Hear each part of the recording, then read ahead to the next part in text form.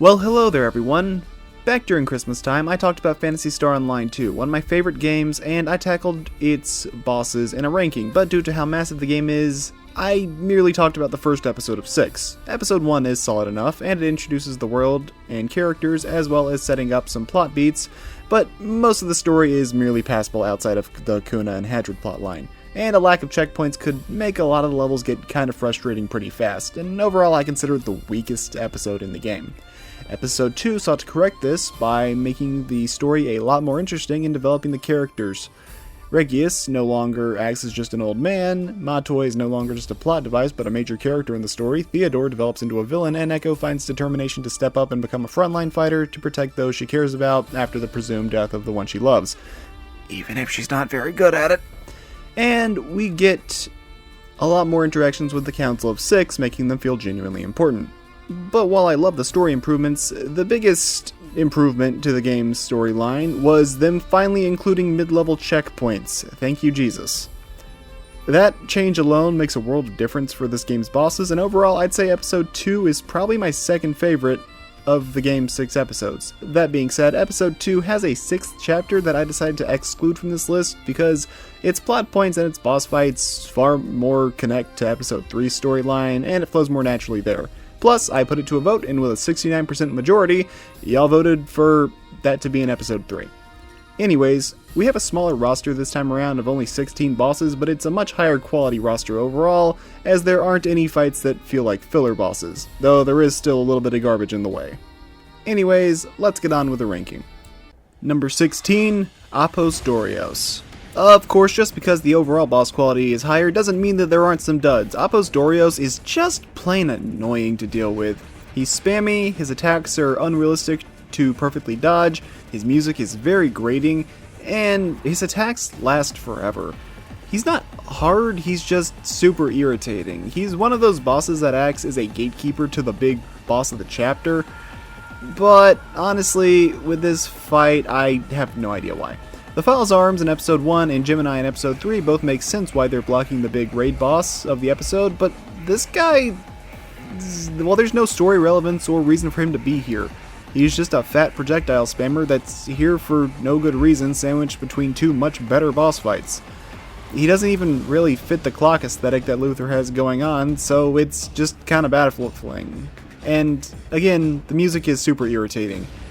He doesn't drop anything either, and only provides chump change levels of experience. I don't know, man. You could cut him from the game and nothing of value would be lost. He's honestly a worse boss than the File's Hyanol from Episode 1, but he's saved from the Shadow Realm because his runback is non-existent, while that guy's runback is like 50 minutes long. Number 15, Bar Lodos. I feel like at some point in development this guy was going to be a raid boss, but then they decided to scrap that idea, so this fight looks pretty awesome visual-wise, and it's a true spectacle, but there's one notable issue. The arena is a ship with turrets around it. The turrets do pathetic damage, and the better strategy is to honestly just get your own ranged weapon out and shoot at the boss that way. Bar Lodos doesn't have a lot of variety either, going on and doing the same 3 or 4 attacks over and over, while you're in pretty much no danger. Honestly, the best strategy is to burst him down, but to do that, you have to find a way to get him close enough, and the only way to stun him is with the harpoon that you can use, but there's a small issue with the harpoon, is it has a very limited range of where it can actually aim, and it takes a full minute to charge every time it gets used, so if you miss the shot, which is very likely since he doesn't stop moving, you're gonna have to wait another minute or two, and I don't know, it's not a hard boss at all, it's just tedious, and the cool design does not make up for it. I get the idea what they were going for, and I commend the effort, but sadly, it misses the mark, and there's a reason they didn't try to do this sort of boss again. Number 14, Abyss Risa. There's really not much for me to say about this fight. You battle against Risa, Oza, Marlu, and Fori, all corrupted by Code Abyss, but really, without any unique attacks, this is just the same as fighting 4 NPC enemies, just with more interesting designs and, you know, a higher health bar. I will say though, the UI saying that you're the main target to take out is a pretty cool touch, and it's a solid story beat as you see just how screwed up Arx really is with Luther at the helm, but ultimately, there's nothing to say about this fight, it's just kind of a plot battle. Number 13, Orgbron. Introducing a new episode and a new planet, the first boss of episode 2 needs to leave a good impression. What do we get? An okay fight. He's a lot more aggressive than the Rock Bear was, and has a modified moveset, preferring to do things like roll rocks along the ground instead of just chuck them straight at you. Plus, he has some fake out attacks he can do, like wind up a claw swipe, then leap through the air for an overhead heavy slam. There's also adds in the fight, but they had nothing of value or detriment to the battle, as they're all gonna be dead in 5 seconds flat. After that, the Gorilla Shark poses a respectable enough obstacle to introduce the players to the new planet of Wopal, as well as episode 2 as a whole, where things are going to be a decent bit tougher than they originally were. For a maxed out character though, he's barely a larger speed bump than the Rock Bear was, but an expanded moveset and cooler design give him a few bonus points for me. Number 12. Claris Gray's Clones. After a series of boss fights and Code Abyss battles, everything caps off with a battle against the Claris Gray's clones. The fight itself is really just Claris Gray's Phase 1 on repeat for a while, but they stand out because of the story beats here, as Claris Gray's, understandably, freaks the hell out, seeing these soulless clones that look exactly like her, and given that she doesn't have any memories of when she was younger, she starts wondering if she's just another soulless copy like they are. Spoilers! She is in fact a clone that was created because Claris Gray's is less of a person and more of a title bestowed upon women capable of wielding the legendary weapon Clarissa the White, which is why she's known as Claris Gray's III. Gameplay-wise, I can't put it any higher than this because it's barely any more interesting than other NPC foes you stomp on and stomp into the ground, but at the very least the story significance actually does add a lot to this battle for what it's worth. Number 11. Dekor Maryuda. This boss is kinda at the point when Theodore is busy crashing out and losing his shit, but right before he heel turns to become David Bowie. The boss fight here is nothing more than an enemy for you to kill, but it services the plot well enough. Dekor Maryuda is a boss that gets more attacks when he gets more segments on his body, but he also has more targets you can hit, so the idea is to pick if you want to attack and do more damage to him because he has more body parts but have to deal with more attacks coming at you, or take out the body parts so you have less attacks coming your way but you're also doing less damage to him. Or it would be, but once all his segments are destroyed, he gets a big goofy weak spot on his head, so you know what, don't think about it, just unga bunga. You fight him again at the end of the episode, but it's completely unchanged from the first battle, so I'm not giving it a second spot. The most notable thing about this boss fight is that he's got a design a lot more in line with Luther's fall spawn, which makes sense given the story beats that happen here, and it is kinda cool how each form of Dark Falls has their own faction of fall spawn. Elders are big brutish monsters, Apprentice has bugs, Geminis are the Frightfur archetype from Yu-Gi-Oh!, Luthers have a more regal appearance, and Persona doesn't really use fall spawn actually. It's a bit of neat world building as we get to see some proper factions in the fall spawn army here. Also, the boss turns into a Beyblade, which is just funny. Number 10. Biru Ringata. Returning from episode 1, Biru Ringata is in a weird spot. Narratively, this fight has some more going on as you've traveled back to a few months in the past during the attack on the Ark City, where many people were killed, Alka included, which ultimately led to Theodore going on his Elliot Rodger arc before turning into David Bowie, or at least a lookalike. It's the same fight as before, though now he uses all the weapons at his disposal, including the swords, crests, and staff. The problem is, while it plays a pivotal role in the story, is the fight fun? Not really. Throughout this fight, you're stuck babysitting Alka, who can't fight, and your auxiliary that is probably at level 1 and will die in 2 hits. Alka's AI is passable, mainly just trying to stick close to you, but her self-preservation is non-existent. This is one of the time jumps we're able to make in this game, and I'm sure changing this pass will have no adverse consequences whatsoever. I want to like this fight because it has the markings of a great boss, but they throw in too much other crap, making it near impossible to appreciate the boss design itself. The moveset is actually really cool, and it does pose a good challenge. On the bright side, we are able to save Alka, but her entire death was part of Luther's plot, as even though we save her, all her communications are cut off, and she's listed as KIA before the battle's even truly ended. Thankfully, we have Sarah on our side, who is more than willing to help us handle things, but yeah, I don't know. It's a cool story beat, it's a good boss, or at least moveset-wise it is, but it's just got a little bit of too much frustrating crap surrounding it for me to put it any higher than number 10. Number 9, Trio of Heroes. So this battle has 2 phases, with you fighting alongside Matoi, Huey, Maria, and Echo in phase 1 against the trio, basically just being an NPC battle with advanced arts and epic music thrown in. But the fight weirdly gets interrupted just a minute in, because then it's time for phase 2, where Zeno reveals he survived thanks to our actions in a boss fight I haven't talked about on this ranking yet. Echo is forced to tap out because mages kinda suck as frontline tanks, and Matoi tags out to heal her up, so now it's a 4v3 with everyone on the Council of 6 in a big crazy team battle, and everyone outside of Regius and Maria are using their ultimate weapons, which means we actually get new attacks thrown in. The fight is fun, and the music that plays here is awesome and fitting of a grand battle with major characters, but at the same time, it's kind of a chaotic mess because of everything going on. Still a fun fight, and it's nice getting to kick the crap out of Khasra, even if it is revealed he was on your side the whole time. He's still a dickhead and kind of deserves to get decked in the face. Number 8, Falls Hyanal. Oh my god, guys, we finally did it. We found a good version of the Falls Hyanal boss fight. You have useful allies in the form of Sarah, my favorite character in the game, and Maria, who is basically badass grandma. And, even better, you get right into this boss fight. No level leading up to it, no annoying run back, no ifs, ands, or buts, or weird tweaks thrown in, just a fight.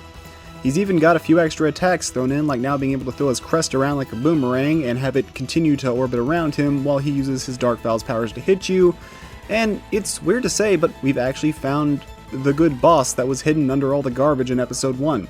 Though, I only say good boss and not great because it still has the issues that you'd expect from before, in the form of his hyper-aggression and ability to lower your maximum HP. It's kind of the same issue Malekith has in Elden Ring, but Malekith is balanced by having extremely low health for an in-game boss, while this guy has relatively high HP for what is essentially a mid-game boss fight.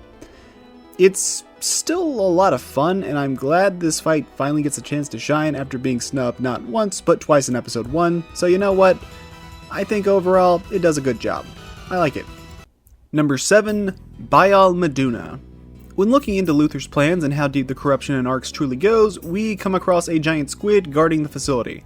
Honestly, I love how this fight is animated, and you can tell Sega got better at animating monsters by the time we got to episode 2, and while not perfect, there's a lot more detailed attacks that the boss has here, and varying phases it can shift between, where she'll swing around her tentacles to attack you when she's floating around, or she can plant herself into the ground to start casting her water magic, and what attack she can do depends on how many tentacles she has left, as well as her having 2 crab claws that can swipe at you if you're in melee distance, just so she has a few extra attacks just in case.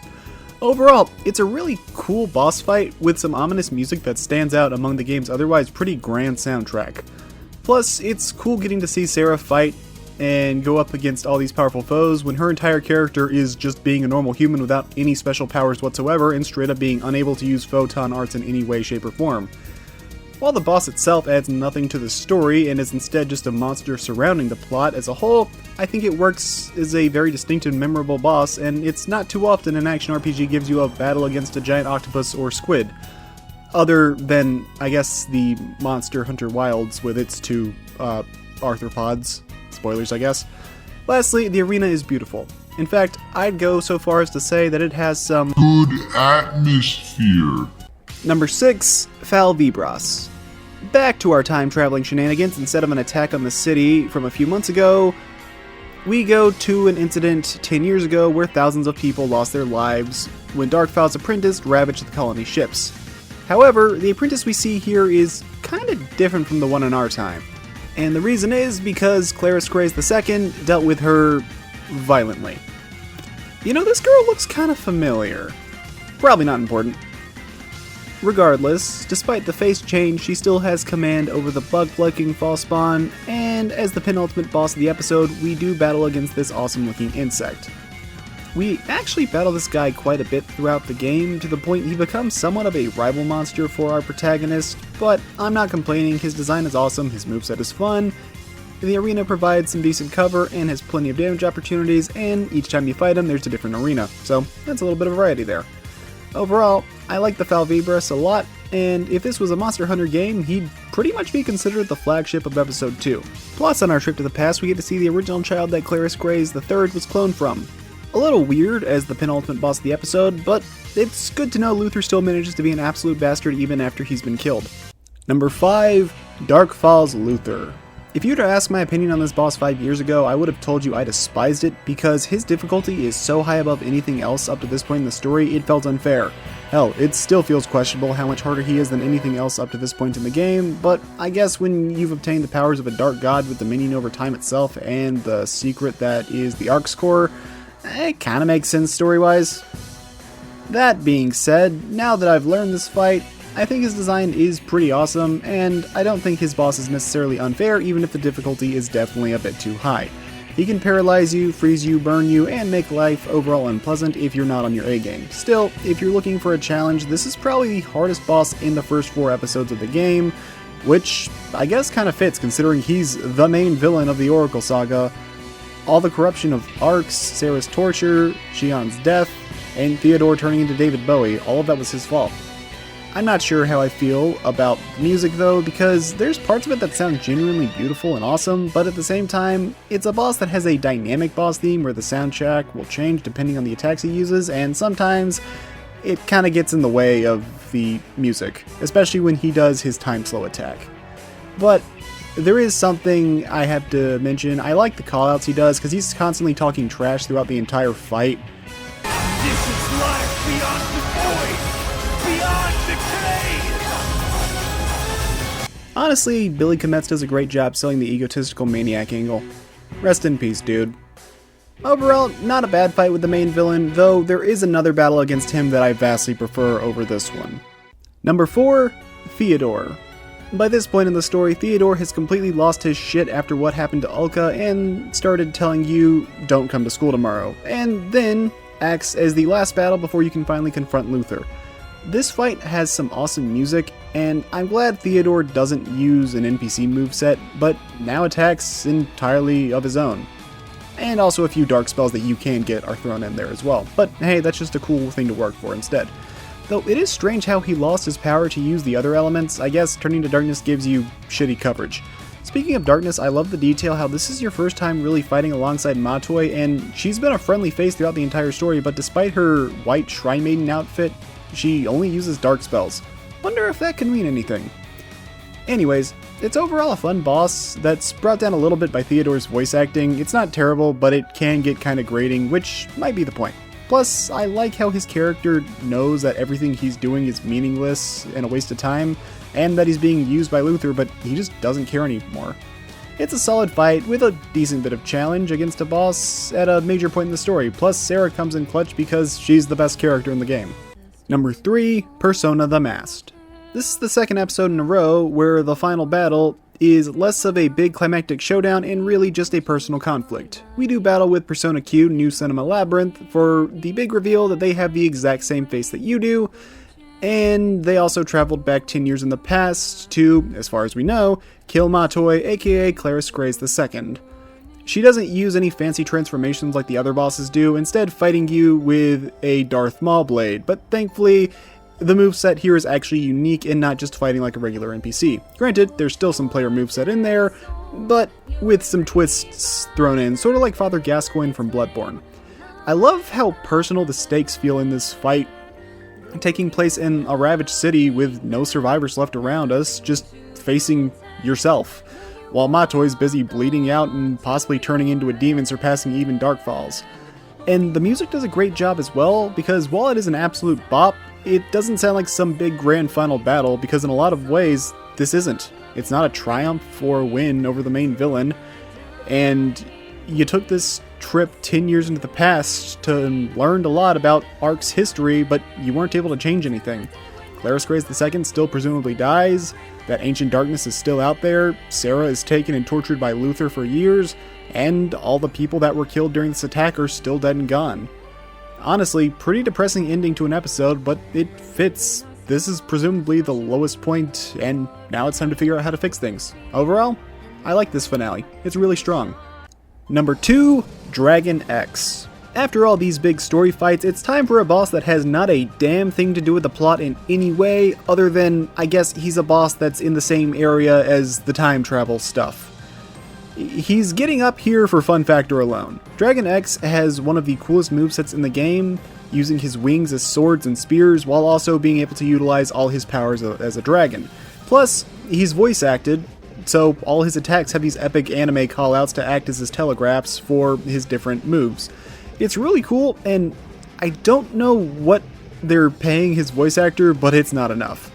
It might be kind of crazy putting a random area boss as my second favorite in a very story-heavy episode, but hey, gameplay is king, as sometimes you can get really far by just being fun, and this boss is.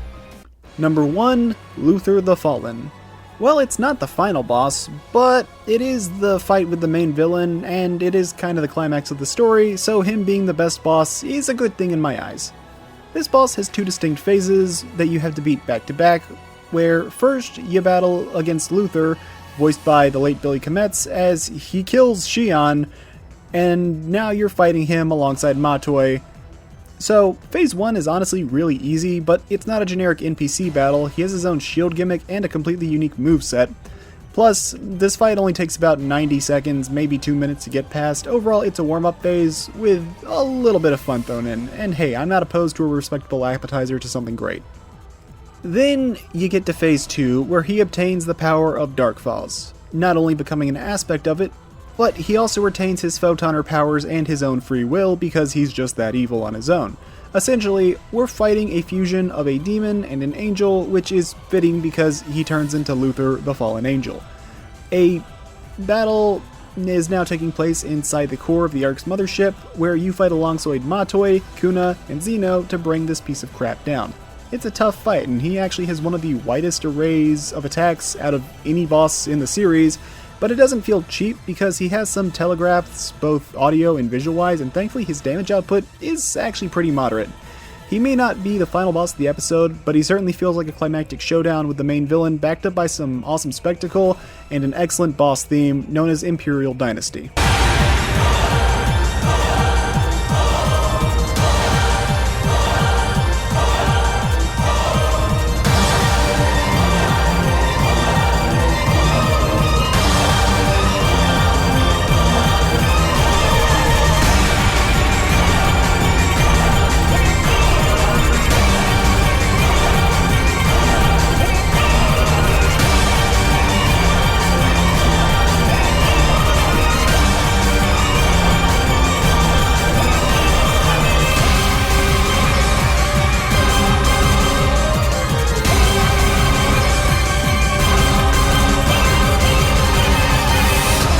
This fight is actually one of the tougher ones in the game, but he never feels frustrating because while this may be at the end of one of the game's longest levels, it's nice enough to give the player a checkpoint before the fight begins, so even if you get walled by this boss, you can actually bail out, go grind, or do any other objective you want, and come back when you're stronger. A bit game-breaking narrative-wise, but hey, I'd take that over lucking the player into being forced into either an unwinnable battle, or having to reset the entire Code Abyss mission, which is like 3 hours long. Overall, this is an excellent climax in both the gameplay and narrative where Phantasy Star Online 2 truly hits its stride and becomes one of my favorite games, and not just a fun way to pass the time during the 2020 lockdowns. Great boss. And that's gonna do it for this video. Again, I love this game, and while Episode 1 was fun but flawed, Episode 2 is excellent. The story, the characters, the music were all improved and expanded upon, with some fun new levels, fun challenges, and I actually started getting invested in the plot here, and ended up putting hundreds of hours into my file. This game is excellent and definitely worth giving a try if you haven't. MMOs aren't for everyone, they're not really my thing either, but the single player story is strong enough to stand alone in my eyes, and you don't need to interact with the multiplayer stuff at all. And considering that this game can be played 100% for free, I'd say you should definitely check it out if you have the storage for it on your PC or console. It's excellent.